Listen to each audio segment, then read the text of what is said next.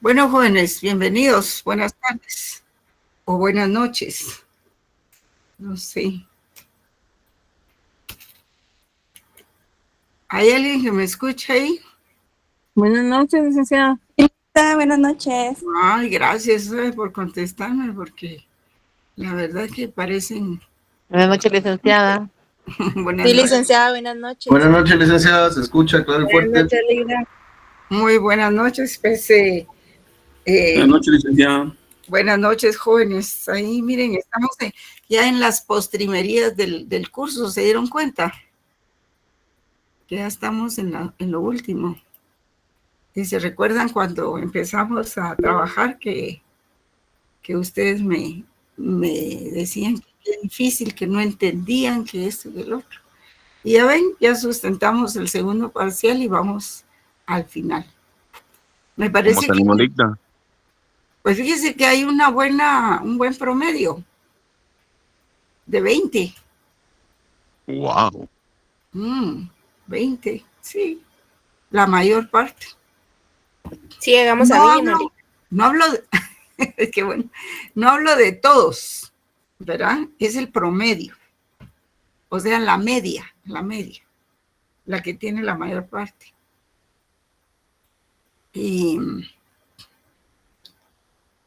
Y pues sí, me sorprendió porque como se quejaban tanto de que no entendían y que era muy difícil y que no sé qué, pues yo digo, o les funcionaron sus técnicas o sus tácticas de anticiparse al examen, de ver qué venía ahí en las otras secciones, o de veras estudiaron, ¿verdad?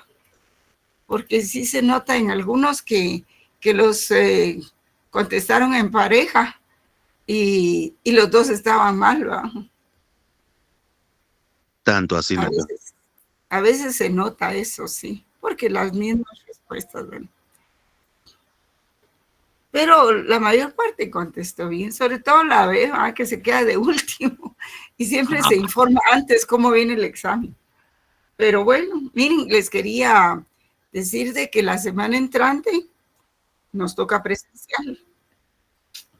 Entonces voy a llegar el miércoles a trabajar, ¿verdad? A dar clases el miércoles.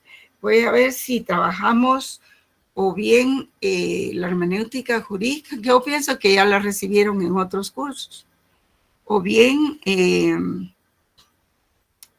neoconstitucionalismo, ¿verdad? Vamos a ver. Creo que había un alumno ahí que no se había hecho un examen extemporáneo, pues lo haríamos ese día, para quienes están pendientes, ¿verdad? Ese día, avisen, por favor. Sería como a las 5, despuesito de las 5, porque yo tengo que ir a dar clase, bueno, primero ahí con ustedes, después me voy al otro edificio, después regreso a dar clases en el S2 y ya me quedaría ahí. ¿Qué otra cosa les iba a avisar? Yo tengo un calendario de exámenes que dice que el examen final es el 21 de mayo. No sé si ustedes ya lo sabían. No, Ligda, pero ¿cómo vendrá todo ese examen? ¿De qué contenido? ¿Cómo así? El contenido, Pues o sea, la unidad esta, porque eso nos queda esta semana para recibir clases. Y lo que pasó no, ahorita. esta semana no, queda la semana entrante y la siguiente. O sea que tenemos 2 semanas más, aparte de esta, ¿verdad? Porque hoy solo recibimos el día de hoy. El 1 porque era permiso, ¿cómo se dice? Asueto. Y recibimos hoy, pero todavía queda otra clase que es el miércoles entrante, ¿verdad? Que es presencial. Y el viernes no llego porque es el Día de la Madre. Así es de que ese día no van a tener clase conmigo. Y la siguiente semana que les voy a decir, o sea, que el 8 sí tienen clase, ¿verdad? Conmigo, pero es presencial. Vamos a ver si podemos trabajar porque tengo entendido que la cañonera no funciona, ¿verdad? Pues sí funciona. ¿No se han dado cuenta ustedes si otros profesores la han utilizado? No funciona. No funciona. Ligda, ¿le pueden prestar una ahí donde le dan el micrófono?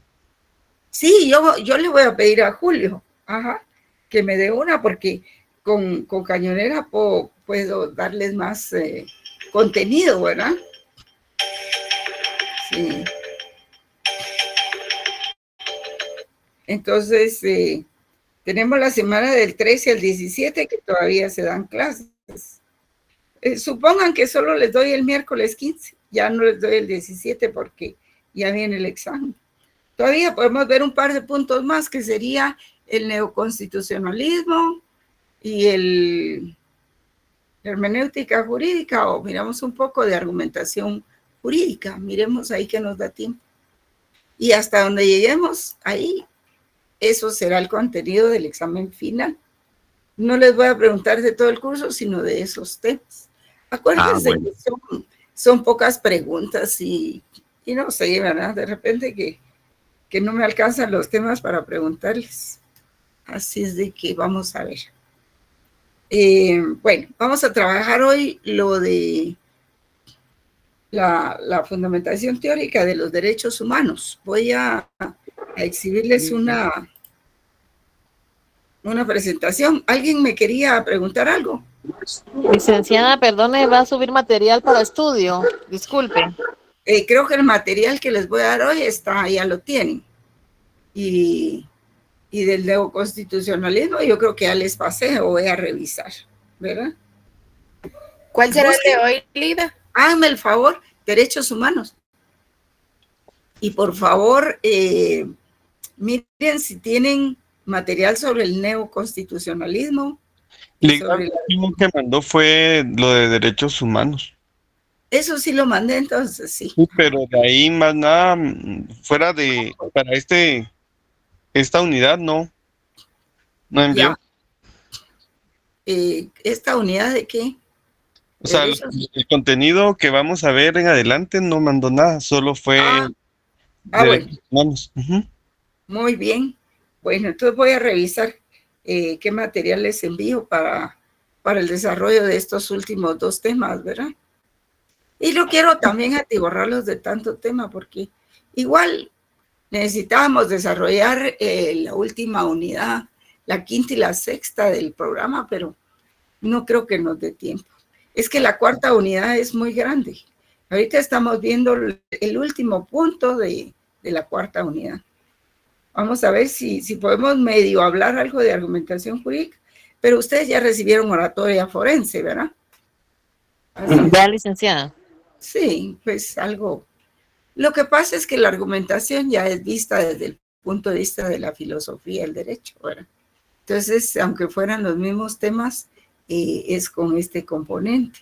Y si no, les mando la hermenéutica jurídica, ya se los mandé, ¿verdad?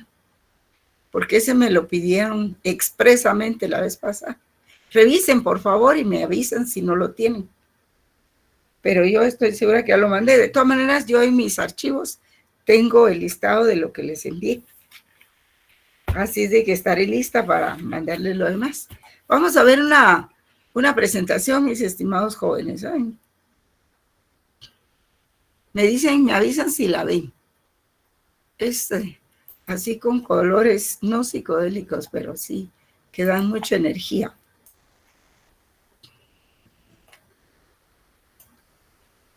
Aunque esto más o menos ya lo habíamos visto, pero ahora lo vamos a ver un poco más a profundidad.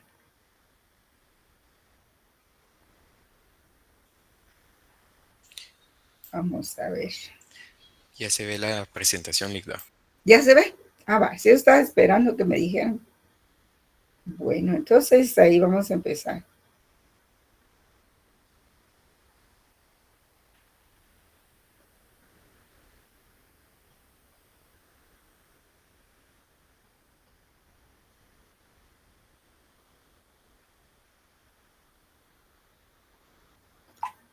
Bueno, entonces miremos pues la fundamentación filosófica y axiológica, o sea, que tiene que ver con los valores de los derechos humanos. Pues aquella vez habíamos hablado solo de la dignidad humana, ¿verdad? Que realmente pues este material trata de eso, de la implementación de los derechos humanos con orientación en el justnaturalismo, jóvenes. Vamos a ver, aparte, cómo es el tratamiento que les da el justpositivismo. Entonces,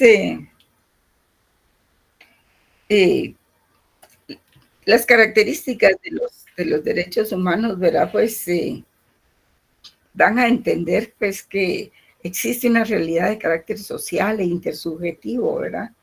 Que van proporcionando los derechos humanos en la medida que se van sumando y extendiendo, ¿verdad? Para que puedan ser reconocidos, respetados y promovidos en su conjunto. Y esa realidad es el valor social fundamental de la dignidad de la persona humana. Su carácter tiene un carácter histórico, por supuesto, ¿verdad? Los derechos humanos se fueron sumando y conquistando y creando y poniéndose en vigencia en diferentes generaciones. Podríamos decir que desde la etapa medieval, con los santos padres, que eso ya se los mencioné, se fue creando la tradición, pues, por decirlo así, de implantar y de establecer ciertos parámetros de tratamiento para las personas. Y esa realidad, pues, fundamentada en el valor social de la dignidad de la persona humana, ¿verdad? Entonces, su carácter histórico toma significado según las distintas épocas o culturas. Formalmente, es una disciplina formalmente estable, pero materialmente variable. Esto quiere decir que su fundamento de estructura se mantiene estable, porque pasa por diferentes legislaciones. En algunas se toma en cuenta, en otras no. Pero su contenido es variable, va variando. Por ejemplo, vean ustedes cómo, y es lo que yo digo, realmente es admirable cómo la mujer ha sobrevivido hasta esta época, porque la mujer siempre fue pues discriminada, especialmente en todas esas culturas musulmanas del Oriente Medio, y sigue siendo discriminada, casi al grado de desaparecer del mundo, ¿verdad? Y ven ustedes lo que pasó en Afganistán cuando Estados Unidos salió. Ellos trataron de darle a la mujer una importancia que cambiara su situación ante su pueblo, pero luego que los talibanes tomaron posición, pues muchas mujeres han tenido que morir en aras de pelear por sus derechos. El derecho de no usar el pañuelo ese, o de no usar el ¿cómo se llama? El tapado ese que usan en la cara. El derecho a estudiar, el derecho a que se les tome en cuenta como seres humanos. Distinto es, ¿verdad?, que en Occidente, pues muchas mujeres se les ha dado poder y han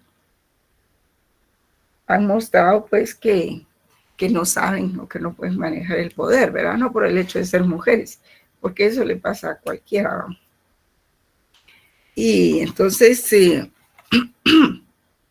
también los derechos humanos tienen una naturaleza valorativa, ¿verdad? ¿Qué es eso? Pues eso corresponde a la axiología, que son los valores. Pues es un valor social en estrecha relación en un doble plano de lo social con las características básicas, objeto de los derechos humanos y los demás valores sociales. O sea, una cosa es que una persona en sí tiene derecho a la vida y a que se le proporcionen sus necesidades, satisfacer sus necesidades básicas. Y otra cosa también es que hay otros valores también fundamentales como la justicia, pero son de carácter ya en su relación social, ¿verdad? Como la justicia, la igualdad, la paz, la seguridad, la felicidad y otros.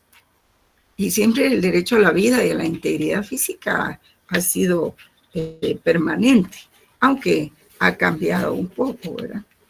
En cuanto a la materia. Realmente ese mundo en que quedó la mujer en Afganistán después de que salieron los Estados Unidos fue algo patético, trágico, muy triste, ¿verdad? afortunadamente que crecimos y crecimos, nacimos y crecimos en este lado del mundo. Sería tremendo.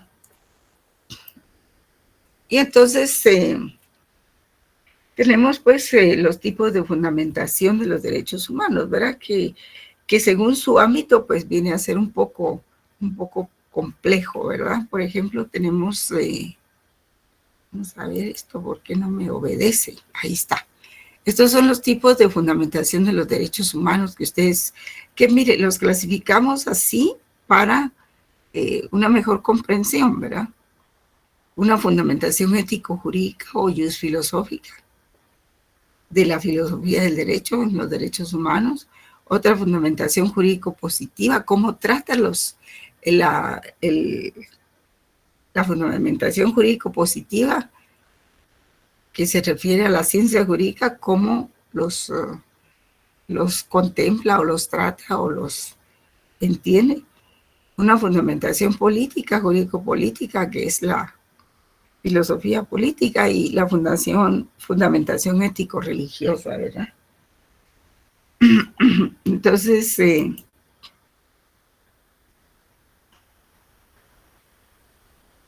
pues tenemos la ética. La primera es la ética, ¿verdad? Que es la fundamentación ético-jurídica o filosófica, que su estudio corresponde a la filosofía del derecho. Y tiene pues la ética es más amplia, general y universal que la moral. Sí se relaciona la ética con la moral, ¿verdad? Y tiene que ver con principios más incluyentes. La teoría objetiva de la moral, pues esta será un sistema subjetivo de normas que depende de la aceptación que un sujeto haga de ella. Y la moral se refiere a determinados casos de la conducta humana. Hay tantas definiciones de ética y de moral, jóvenes, que uno no puede casarse solo con una definición.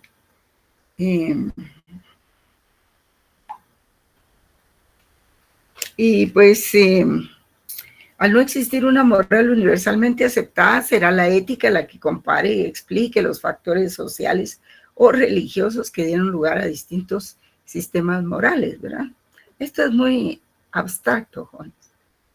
Y podríamos decir que la ética, pues, es más amplia que la moral, como ciencia, ¿verdad? Como ciencia, que dura más tiempo que la moral y las costumbres que corresponden a determinados periodos, ¿verdad?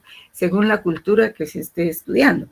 No es lo mismo la cultura de las personas que vivían en la esclavitud que las de ahora, ¿verdad? Cambian los valores. Y aunque una nace de la otra, es como si la ética fuese algo mayor y la moral algo más limitado, restringido o circunscrito. Es lo que dice el autor Sousa en su libro sobre la ética, ¿verdad? Y ante el avance tecnológico, pues, ¿qué es lo que hay que hacer? Pues ese avance tecnológico exige repensar al propio Estado, desprivatizarlo, tornarlo democrático para que todos tengan acceso a lo esencial. Dar una vida de calidad para todos, mejorar su entorno ambiental, proteger la biodiversidad. Y todas esas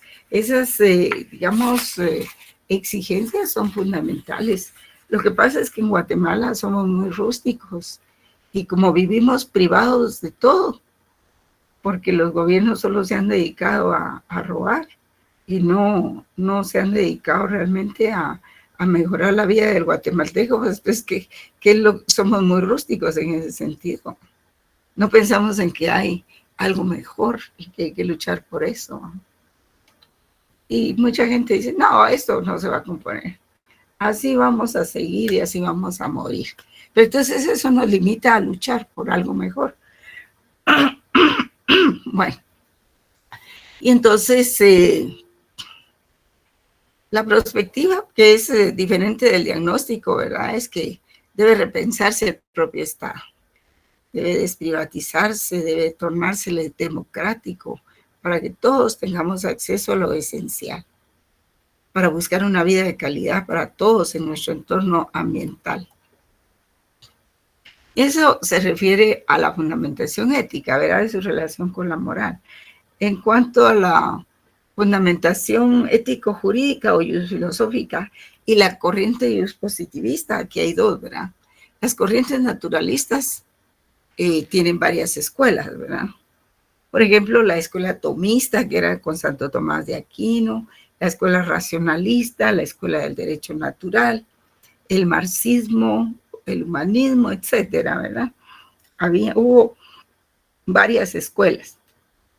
Y el fundamento de los derechos humanos corresponde per se a la naturaleza humana y su especial dignidad. Y es por esa dignidad que el hombre se hace merecedor de todos esos derechos, porque eso también implica libertad.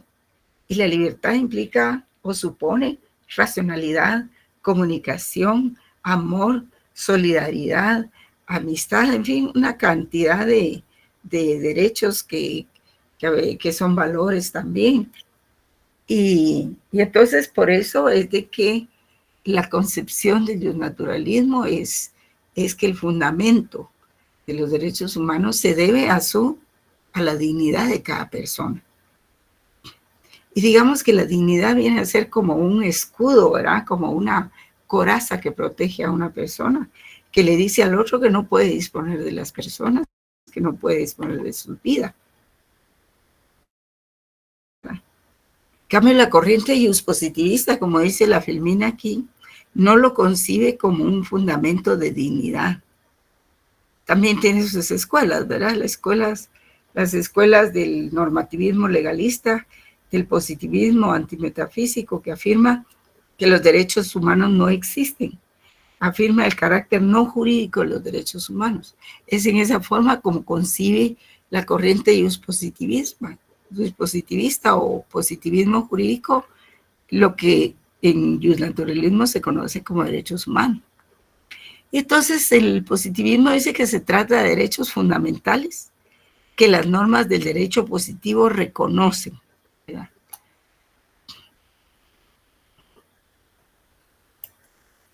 Vamos a ver si.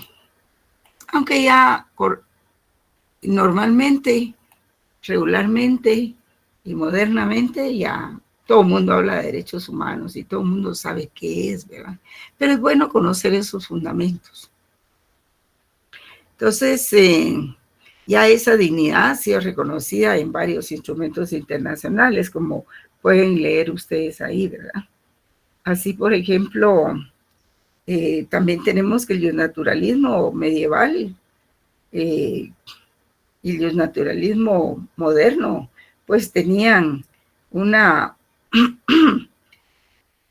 perspectiva de la dignidad humana. El naturalismo medieval decía que el carácter personal era lo que hacía que el hombre fuese imagen y semejanza de Dios. Y el naturalismo moderno dice que este carácter se da como dato real, objetivo o como hecho social en la existencia misma del hombre como ser racional, con posibilidad de realizarse igualitaria, libre y solidariamente junto a otros seres humanos que también tienen el derecho y el deber de disponer de sí mismos. Y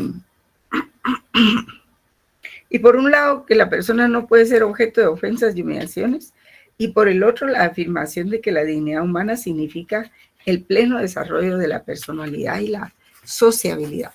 ¿Se recuerdan que había una pregunta en el examen que tenía que ver con el pleno desarrollo de la personalidad, ¿verdad? Y era prácticamente, la respuesta era el bien común, porque el bien común y el respeto de los derechos humanos proporciona el bien común, y el bien común, pues, permite el desarrollo de las personas.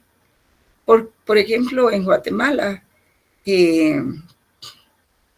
pues tenemos que no se puede en todos los casos dar un pleno desarrollo de la personalidad con sentido ético, porque la población, sobre todo la más, digamos, la más, no pobre, sino, ¿cómo se le puede decir?, escasa de recursos materiales, se ve sitiada y acosada por grupos de delincuentes, ¿verdad? Y digamos, el problema, por ejemplo, de Guatemala, El Salvador, Honduras, es que el la cuestión, la imposición de la extorsión ha minado, ha puesto en jaque a la población.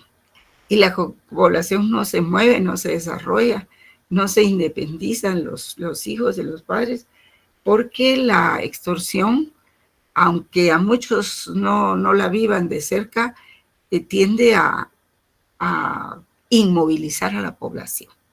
Y entonces no se da un pleno desarrollo de la personalidad en todas las generaciones, ¿verdad? Tiende a inmovilizarla. Y entonces, pues el pleno desarrollo de la personalidad implica dos dimensiones, ¿verdad? Uno es el reconocimiento de la total o autodisponibilidad sin impedimentos ni interferencias externas de las posibilidades de actuación propias de cada quien. O bien que la autodeterminación que surge de la libre proyección histórica de la o sea, la participación consciente, crítica, responsable en la forma de tomar decisiones en los diferentes colectivos a los que uno pertenezca, ¿verdad?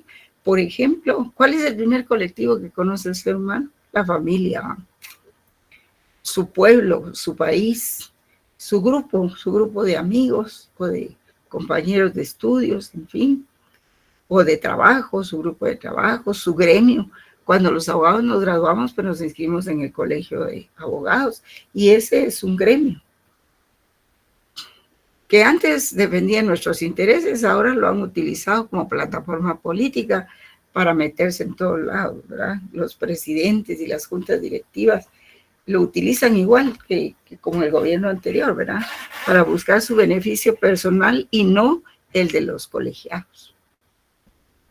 Y entonces así pasa también en los partidos políticos, también en los comités políticos, en los comités cívicos, en todos lados, ¿verdad?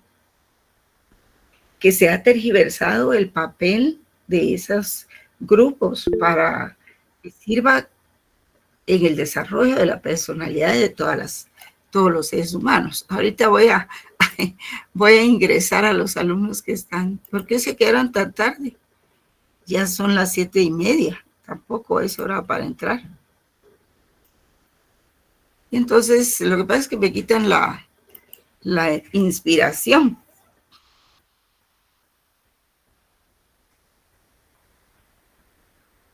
Entonces Kant, Immanuel Kant, que es el filósofo que siempre ha abogado por la libertad, pues también dijo que hay que tomar en cuenta que dentro de toda esa maraña y todo ese ámbito de los derechos humanos, pues hay otros seres que no son humanos precisamente, porque la naturaleza ha dado seres también irracionales, los animalitos, las plantas, ¿verdad?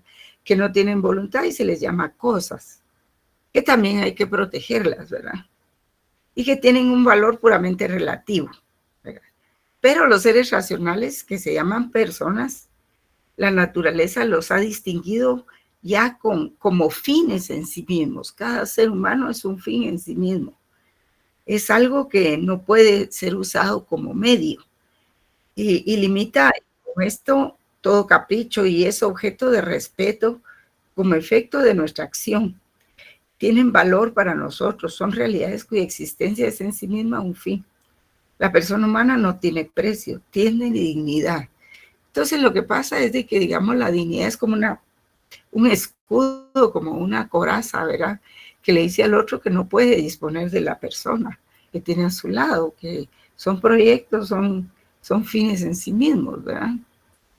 Y bueno, pero estamos hablando de las personas normales, ¿verdad? Aparte son los delincuentes y todos los demás. Entonces, pues esa dignidad también se respeta en los instrumentos internacionales, como por ejemplo la Convención Americana de Derechos del Hombre y del Ciudadano, la Convención de Derechos Humanos,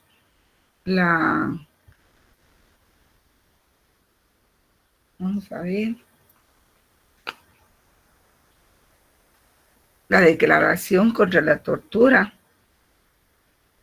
En fin, son varios los instrumentos que protegen los derechos humanos y que los destacan también y que luchan contra la discriminación. Por ejemplo, hay una convención de Belén do Pará donde se trataron los temas relativos a la discriminación de la mujer. Y por supuesto eso tiene vigencia en el occidente, ¿verdad? Pero en los países del Oriente Medio eso no tiene, han respetado algunos, algo se ha conseguido, pero el sufrimiento de la mujer sigue, y con más fuerza porque la mujer de ahora ya se da cuenta de muchas cosas porque hay más comunicación y publicidad en lo que avanza la humanidad. El problema es quedarse atrás.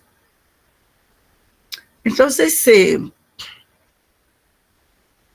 cuando el derecho sustantivo y el procedimiento objetivo están basados en la dignidad humana, la libertad personal y la igualdad de los ciudadanos, pues eso da lugar a un desarrollo personal efectivo.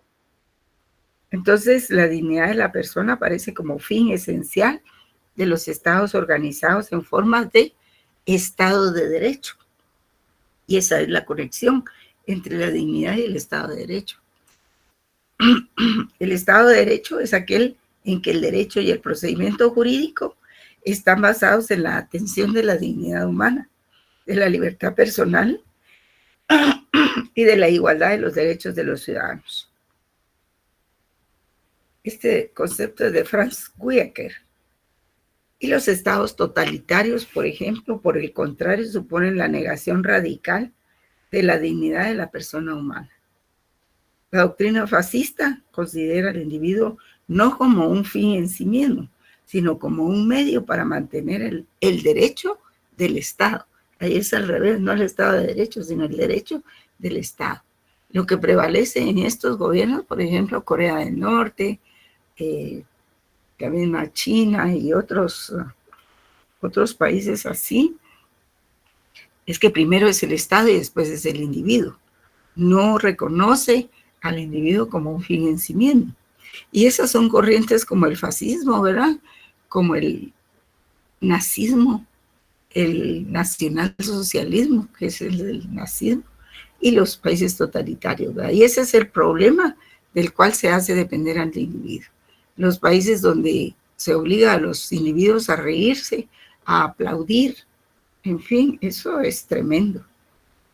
Y es un estado del cual no pueden escapar las personas normales, ¿verdad? Corrientes. Los estados totalitarios pues suponen la negación radical de la dignidad de la persona humana.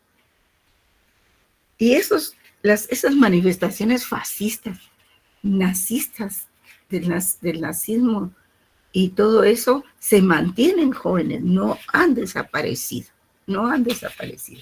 Sigue mucha gente con ese pensamiento. Y ese es el problema fundamental del cual se hace depender al individuo en esos estados. Pero también hay estados democráticos en los que surgen grupúsculos que quieren todavía mantener ese comportamiento, ¿verdad? Por ejemplo, y estos son, por ejemplo, el valor de la seguridad en los estados fascistas, nazistas o totalitarios, ¿verdad? La doctrina de seguridad nacional, por ejemplo, en África y Asia, hacen mal uso del término seguridad, pues su modelo político totalitario fascista se convierte en la negación misma de ese valor y de los ya mencionados, incluyendo América Latina, jóvenes. Y téngase presente que el terrorismo de Estado que logran imponer, que incluye la práctica de desapariciones forzadas, los juicios innecesarios, las torturas y ejecuciones sumarias de modo sistemático, pues son una negación sistemática, simultánea, de la solidaridad, de la igualdad, de la vida y de la justicia. Y esto lo dice el autor Pérez Luño.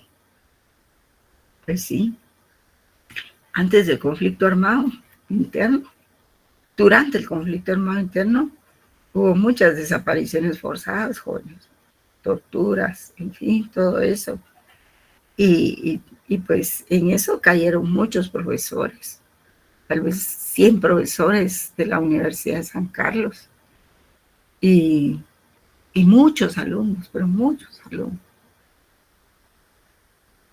Hay un diario militar, hay un diario ahí militar que lograron encontrar unos consultores cuando estaban haciendo recopilaciones de todo lo ocurrido en Guatemala, ¿verdad? Porque hay un documento que se llama La Memoria Histórica del conflicto armado interno y el otro que se llama REMI. Y entonces ahí se incluían esos y lograron captar ese diario. Y mucho tiempo estuvo en el Museo de la Policía, no sé si todavía está ahí, pero ya lograron transcribirlo y ahí se dieron cuenta pues de cómo operaba la policía y el ejército para desaparecer personas y todo, ¿verdad? Creo que eso lo conocen ustedes. Realmente la historia de Guatemala ha sido muy cruel en ese sentido. Y pues uno quisiera que lo que enseña le pegara al alumno, le llegara al corazón, pero se da cuenta que, por ejemplo, mis alumnos que tuve hace, ¿qué les dijera yo? En los 80s, en los 90s, que ahora ostentan cargos públicos de renombre, pues como que se han olvidado de eso que se les enseñó en allá entonces, ¿verdad? Y digo yo, pues sí se enorgullece uno de que lleguen a esos puestos, pero en esas condiciones, vendidos o comprados, que no tienen criterio propio, que se les olvidó la dignidad. ¡Hala, qué terrible! Y qué pérdida de tiempo en esas clases, ¿verdad? Pero bueno, en fin. Que a veces pues dan ganas de jubilarse mejor. Y abandonar la lucha, ¿verdad? Por supuesto. Toda esa lucha que uno lleva a cabo como docente, que consiste en crear nuevas generaciones, ¿verdad?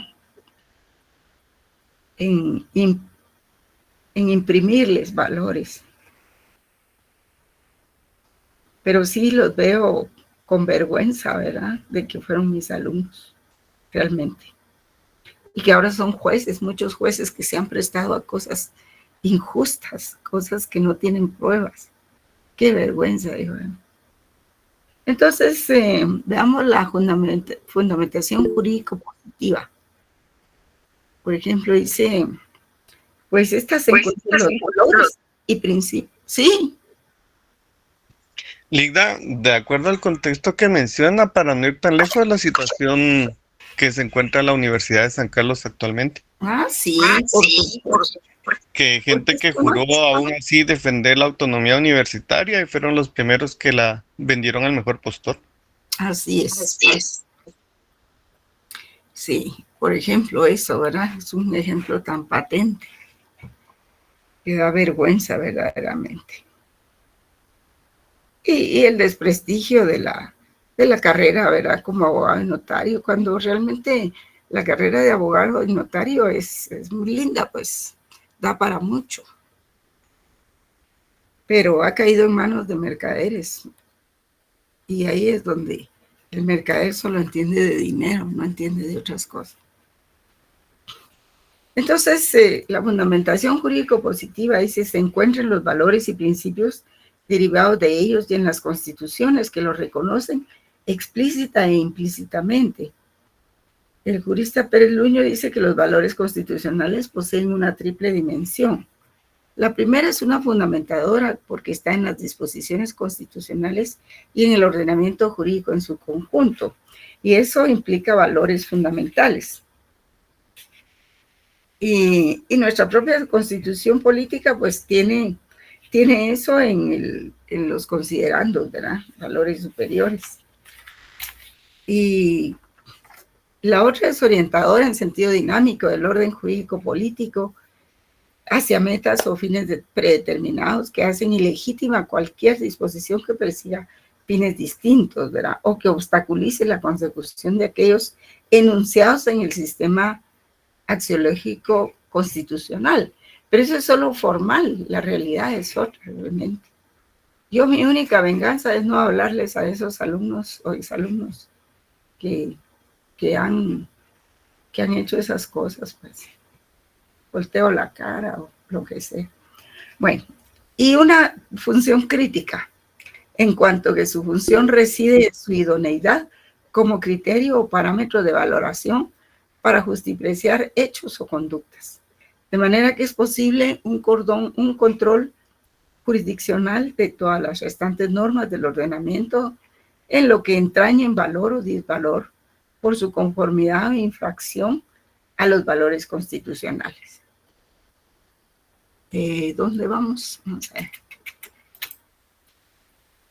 Entonces, vamos a desembocar después de esto en la fundamentación jurídico-positiva de los derechos humanos, la legitimidad, que era lo que hablábamos también, ¿se acuerdan? En el poder y el derecho, y hablamos también en la obediencia al derecho, que el sistema, que el Estado tiene que hacerse merecedor de ser obedecido, ¿se acuerdan?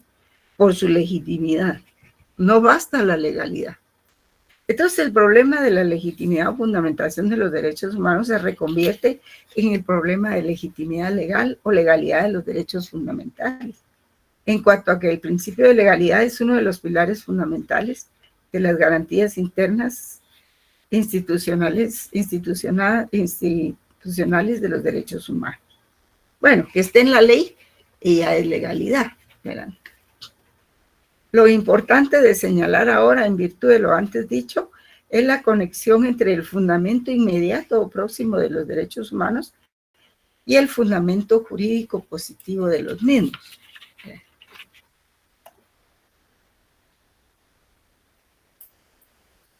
Y entonces, aquí está la otra conexión, ¿verdad? La fundamentación filosófica de los derechos humanos o dignidad como base jurídico-política. Y es en la fundamentación filosófica de los derechos humanos está la idea de la dignidad de la persona humana como fundamento de los derechos que residen en la base de la estructura jurídico-política del Estado de Derecho, pero del Estado de Derecho. Ahora bien, la cuestión que se plantea desde esta perspectiva es cómo fundamentar esa conexión existente entre dignidad y Estado de Derecho. La cuestión hace referencia a lo que se entiende como el criterio de legitimación, es decir, de fundamentación de la legitimidad del Estado democrático. Y aquí, pues, algunos están de acuerdo con eso y otros no están de acuerdo. Y por eso ahí está la teoría del consenso y del disenso, ¿verdad? Vamos a tratar de finalizar más rápido. Y tenemos finalmente la fundamentación ético-religiosa, que el pensamiento católico, pues, señala Schmaus, que es la teología dogmática, afirma que la dignidad de la persona humana como fundamento de los derechos humanos proviene de Dios y su destino está en Dios, dicen ellos. Steinbuckel dice en un plano estrictamente humano que lo que caracteriza esencialmente el ser personal es la autoposesión de su ser y de sus actos. ¿Sí? ¿Alguien quería hablar?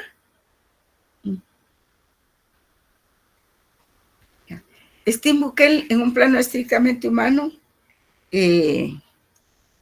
caracteriza esencialmente al ser personal en la autoposesión de su ser y de sus actos, la intimidad siempre viva de su mundo propio, la autodeterminación de un ser que es insustituible, irrepetible, cerrado en sí y capaz de disponer de sí mismo, ¿verdad? O sea que cada persona es un fin en sí mismo, es irrepetible, es insustituible. Y a eso es a lo que apunta la dignidad humana. Ahora, la relación de la ética y los derechos humanos, pues todos estos son temas muy, muy grandes, ¿verdad, jóvenes? Y aquí les hice algunas anotaciones, por ejemplo, pues de dónde partir para arreglar eso. Pues la ética es un conjunto de principios y valores que orientan las relaciones humanas, definitivamente, ¿verdad? Y los derechos los derechos humanos tienden a ser universales y su característica más universal es su violación universal. Ambos poseen su historicidad, su tiempo y espacio que están construidos por la acción y la relación humana, ¿verdad? Pero uno se pregunta, ¿qué se hace con el derecho a vivir cuando este ya no opera para la mayoría de la población planetaria? Cuando más del 70% está excluido de servicios esenciales, ¿verdad? Y es urgente, pues, hacer un reposicionamiento de la ética como fundamento para la búsqueda de una sociedad democrática y su importancia para la construcción de una sociedad efectivamente democrática y participativa. Hay que replantear la ética, ¿verdad? Tal vez no replantearla, pero sí, pues como hay tantas cosas nuevas en cuanto a estas teorías, pero que son valores, ¿verdad? Entonces, hay que discutir y poner en el plano de la mesa si es posible que la ciencia quede neutra sin ética, y eso creo yo que no es posible, ¿verdad? Aún la inteligencia artificial no puede escaparse de la ética, porque la inteligencia artificial tiene un origen humano. Y de hecho, pues si uno desconecta el aparatito, pues ahí quedó, ¿verdad? Y entonces los derechos humanos, como imperativo para la sociedad democrática, dice Herbert Sousa, pues él se hace preguntas también, ¿verdad? Una verdadera ciudadanía exige el ejercicio de derechos y deberes. La búsqueda efectiva de participación en la política para controlar a sus gobiernos elegidos dentro de los principios democráticos. No puede haber Estado de Derecho en medio de políticas públicas que generan la humillación, desempleo y empobrecimiento. Significa discutir los sentidos de la democracia en la actualidad y proponer los derechos humanos como premisas fundamentales para el ejercicio de la ciudadanía democrática, ¿verdad? Y pues a ustedes ven ahí algunas preguntas acerca de si es posible la ciencia neutra sin ética, ¿verdad? Dice que es la necesidad del ser humano de determinar quién es, qué sentido tiene la vida para el ser humano y la convivencia dentro de este mar de cosas, dentro de esta vorágine.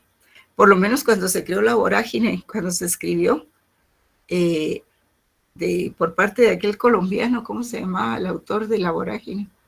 Finaliza con unas frases muy interesantes que dice, bueno, la adversidad es una, pero nosotros somos dos, dice. Pero ese es un final bonito, pues, que concreta. Pero así como estamos ahora, ¿hacia dónde van las sociedades, verdad? Sobre todo que hay mucha comunicación, hay internet, hay ordenadores, redes sociales. ¿Cómo se va a integrar la sociedad humanamente, pues?